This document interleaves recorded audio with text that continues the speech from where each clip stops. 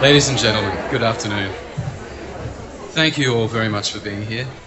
My name is Nick Prescott and I'm a member of the Writers' Week Advisory Committee, and it is my absolute delight to welcome you here for this session with Paul Auster, the man to my left, whom probably needs no introduction, but I'm going to introduce him anyway.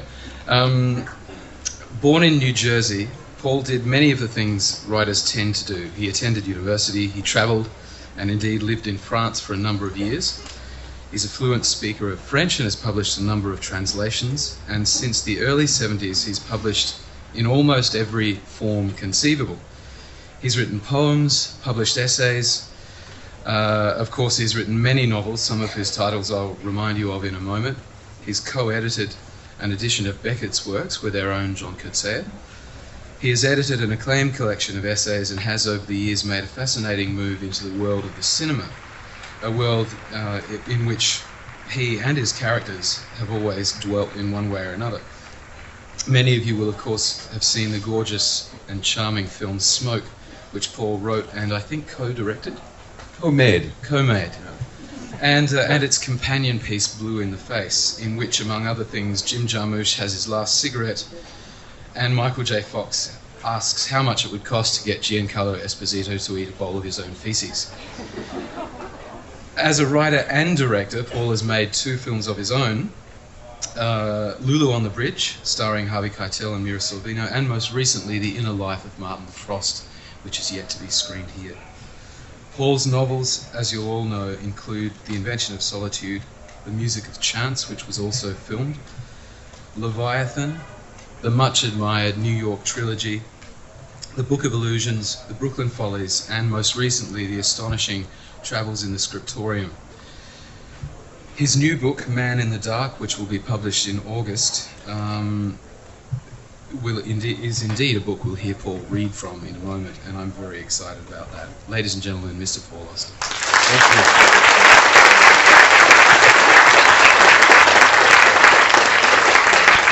We've decided that we'll run the session in a faintly unconventional way. Paul's going to read from the new manuscript, and indeed it's a photocopied. I'm really excited about this. It's a photocopied version of the proof of the book, so it's sort of like, you can almost think of it as the only real copy in existence at this point. Paul's going to read from that. Then we're going to have a bit of conversation, and we'll then usher Paul to the signing desk, where he will sign, no doubt, way too many copies of his books. I also remind you, Paul's on a panel session tomorrow, and indeed an evening session, I think, tonight. Tomorrow night. He's a busy man. Over to you, Paul. Okay, well, as Nick pointed out, this book won't be published till August, but it is the most recent thing I've done, and it's in proof. This is the second pass, so I think there are no more typos. And I'll just begin at the beginning, and then I'll make a little jump and read some more.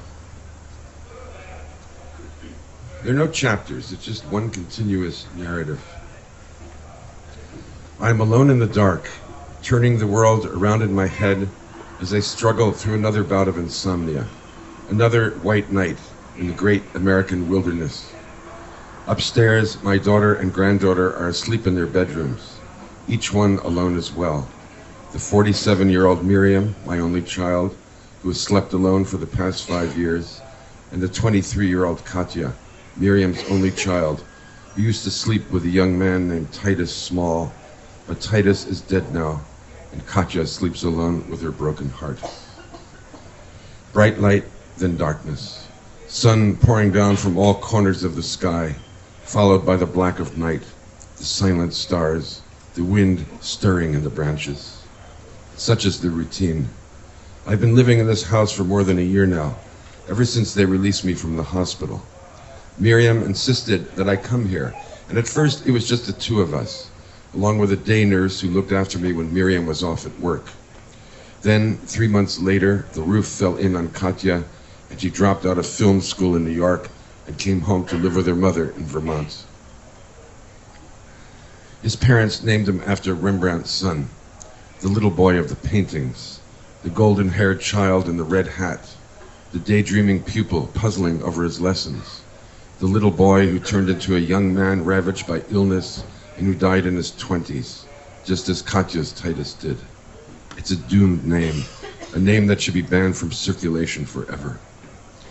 I think about Titus's death often, the horrifying story of that death, the images of that death, the pulverizing consequences of that death on my grieving granddaughter.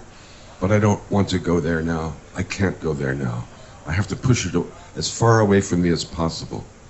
The night is still young, and as I lie here in bed looking up into the darkness, a darkness so black that the ceiling is invisible, I begin to remember the story I started last night. That's what I do when sleep refuses to come. I lie in bed and tell myself stories. They might not add up to much, but as long as I'm inside them, they prevent me from thinking about the things I would prefer to forget. Concentration can be a problem, however, and more often than not, my mind eventually drifts away from the story I'm trying to tell, to the things I don't want to think about. There's nothing to be done. I fail again and again, fail more often than I succeed, but that doesn't mean I don't give it my best effort. I put him in a hole. That felt like a good start, a promising way to get things going. Put a sleeping man in a hole and then see what happens when he wakes up and tries to crawl out. I'm talking about a deep hole in the ground, 9 or 10 feet deep, dug in such a way as to form a perfect circle, with sheer inner walls of dense, tightly packed earth, so hard that the surfaces have the texture of baked clay, perhaps even glass. In other words, the man in the hole will be unable to extricate himself from the hole once he opens his eyes, unless he is equipped with a set of mountaineering tools, a hammer and metal spikes, for example, or a rope to lasso a neighboring tree. But this man has no tools, and once he regains consciousness, he will quickly understand the nature of his predicament. And so it happens. The man comes to his senses and discovers that he is lying on his back, gazing up at a cloudless evening sky. His name is Owen Brick, and he has no idea how he has landed in this spot, no memory of having fallen into this cylindrical hole, which he estimates to be approximately 12 feet in diameter. He sits up. To his surprise, he is dressed in a soldier's uniform made of rough, dun-colored wool. A cap is on his head, and a pair of sturdy, well-worn black leather boots are on his feet, laced above the ankles with a firm double knot. There are 2 military stripes on each sleeve of the jacket, indicating that the uniform belongs to someone with the rank of corporal. That person might be Owen Brick, but the man in the hole, whose name is Owen Brick, cannot recall having served in any army or fought in a war at any time in his life. For want of any other explanation, he assumes he has received a knock on the head and has temporarily lost his memory. When he puts his fingertips against his scalp and begins to search for bumps and gashes, however, he finds no traces of swelling, no cuts, no bruises, nothing to suggest that such an injury has occurred. What is it then? Has he suffered some debilitating trauma that has blacked out large portions of his brain?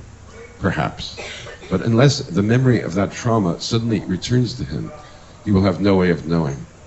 After that, he begins to explore the possibility that he is asleep in his bed at home, trapped inside some supernaturally lucid dream, a dream so lifelike and intense that the boundary between dreaming and consciousness is all but melted away. If that is true, then he simply has to open his eyes, hop out of bed, and walk into the kitchen to prepare the morning coffee. But how can you open your eyes when they're already open? He blinks a few times, childishly wondering if that won't break the spell. But there is no spell to be broken, and the magic bed fails to materialize. Well, it goes on for about 8 more pages. Brick learns that he is indeed in an army, and that he's wound up in a civil war, which is taking place in the United States. And then there's a break.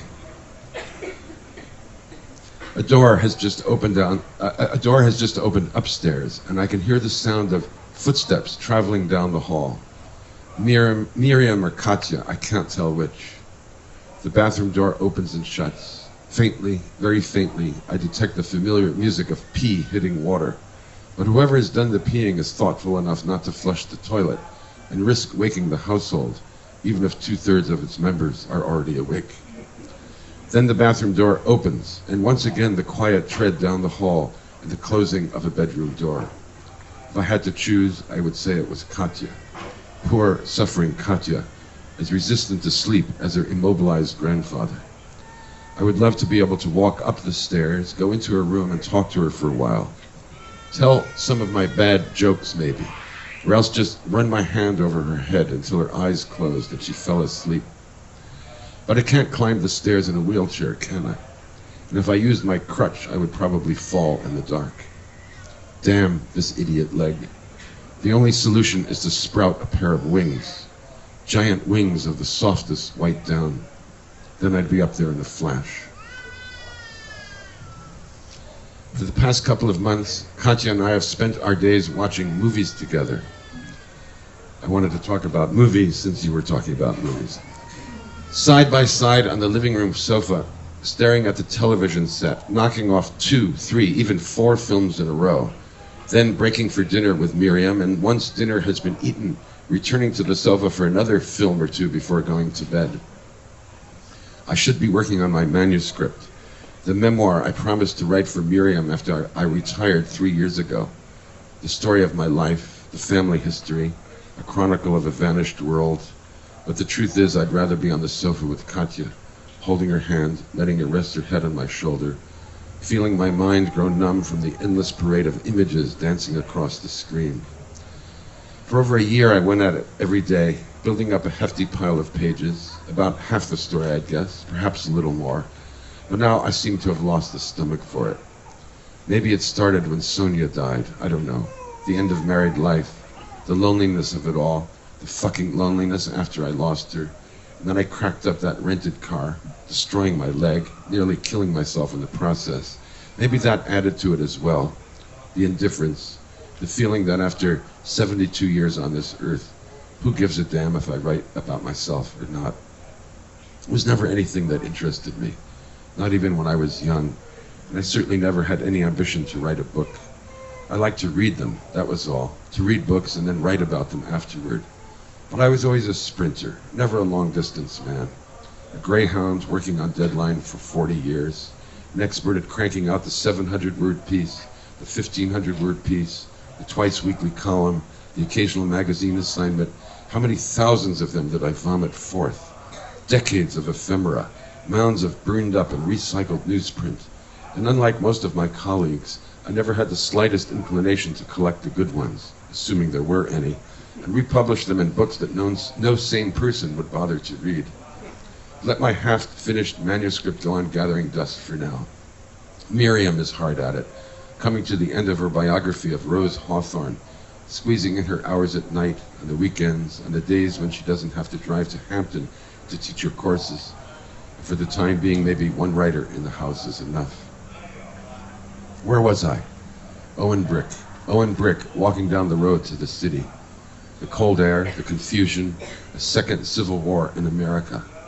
A prelude to something, but before I figure out what to do with my befuddled magician, I need a few moments to reflect on Katya and the films, since I still can't decide if this is a good thing or a bad thing. When she started ordering the DVDs through the internet, I took it as a sign of progress, a small step in the right direction. If nothing else, it showed me that she was willing to let herself be distracted, to think about something other than her dead Titus. She's a film student, after all, training to become an editor. And when the DVDs started pouring into the house, I wondered if she wasn't thinking about going back to school, or if not school, then furthering her education on her own. After a while, though, I began to see this obsessive movie watching as a form of self-medication, a homeopathic drug to anesthetize herself against the need to think about her future. Escaping into a film is not like escaping into a book. Books force you to give something back to them, to exercise your intelligence and imagination, whereas you can watch a film and even enjoy it in a state of mindless passivity. That said, I don't mean to suggest that Katya has turned herself into a stone. She smiles and sometimes even emits a small laugh during the funny scenes in comedies, and her tear ducts have frequently been active during the touching scenes and dramas. It has more to do with her posture, I think, the way she slumps back on the sofa with her feet stretched out on the coffee table, unmoving for hours on end, refusing to stir herself even to pick up the phone, showing little or no signs of life except when I'm touching or holding her. It's probably my fault. I've encouraged her to lead this flattened out existence, and maybe I should put a stop to it, although I doubt she'd listen to me if I tried. On the other hand, some days are better than others. Each time we finish a movie, we talk about it for a little while before Katja puts on the next one. I usually want to discuss the story and the quality of the acting, but her remarks tend to focus on the technical aspects of the film, the camera setups, the editing, the lighting, the sound, and so on. Just tonight, however, after we watched 3 consecutive foreign films, Grand Illusion, The Bicycle Thief, and The World of Apu, Katja delivered some sharp and incisive comments, sketching out a theory of filmmaking that impressed me with its originality and acumen. Inanimate objects, she said. What about them, I asked. Inanimate objects as a means of expressing human emotion. That's the language of film. Only good directors understand how to do it, but Renoir, De Sica, and Ray are 3 of the best, aren't they? No doubt. Think about the opening scenes of The Bicycle Thief. The hero is given a job, but he won't be able to take it unless he gets his bicycle out of hock. He goes home feeling sorry for himself. And there's his wife outside their building, lugging 2 heavy buckets of water. All their poverty, all the struggles of this woman and her family are contained in those buckets. The husband is so wrapped up in his own troubles, he doesn't bother to help her until they're halfway to the door. And even then, he only takes one of the buckets, leaving her to carry the other. Everything we need to know about their marriage is given to us in those few seconds. Then they climb the stairs to their apartment, and the wife comes up with the idea to pawn their bed linens so they can redeem the bicycle. Remember how violently she kicks the bucket in the kitchen. Remember how violently she opens the bureau drawer. Inanimate objects, human emotions. Then they're at the pawn shop, which isn't a shop really, but a huge place, a kind of warehouse for unwanted goods. The wife sells the sheets. And after that, we see one of the workers carry their little bundle to the shelves where the pawned items are stored. At first, the shelves don't seem very high, but then the camera pulls back, and as the man starts climbing up, we see that they go on and on and on, all the way to the ceiling. And every shelf and cubby is crammed full of bundles, identical to the one the man is now putting away. And all of a sudden, it looks as if every family in Rome has sold their bed linens, that the entire city is in the same miserable state as the hero and his wife. In one shot, Grandpa, in one shot, we're given a picture of a whole society living at the edge of disaster. Not bad, Katja. The wheels are turning. It just hit me tonight, but I think I'm onto something, since I saw examples in all 3 films. Remember the dishes in Grand Illusion? The dishes? Right near the end, Gabin tells the German woman that he loves her, that he'll come back for her and her daughter when the war is over. But the troops are closing in now, and he and Dalio have to cross the border into Switzerland before it's too late. The 4 of them have a last meal together, and then the moment comes to say goodbye. It's all very moving, of course. Gabin and the women standing in the doorway, the possibility that they'll never see each other again, the women's tears as the men vanish into the night. Renoir then cuts to Gabin and Dalio running through the woods, and I bet money that every other director in the world would have stayed with them until the end of the film. But not Renoir. He has the genius, and when I say genius, I mean the understanding, the depth of heart, the compassion, to go back to the woman and her little daughter, this young widow who has already lost her husband to the madness of war. And what does she have to do? She has to go back into the house and confront the dining room table and the dirty dishes from the meal they've just eaten.